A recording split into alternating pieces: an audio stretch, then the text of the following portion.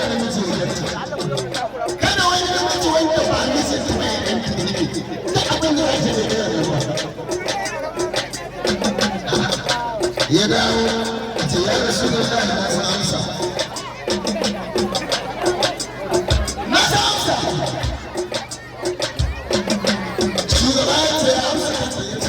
abin da ya faru ɗaya da mace kada namiji kada maza su mata shugaba ya ce aliyu da wa kada amsa nan ya rasu da Allah a gida nasa manzo Allah ya yi fushi ya ce ai da ma fada tsoka ce da gare ai fada da take a cikin wata tsoka ce da jikina kenan da abin da aka samu da idan ya yi da za a same shi ya ce a shasturi sirrin babu mai gidan ilimi da wani ilimi da ke cikin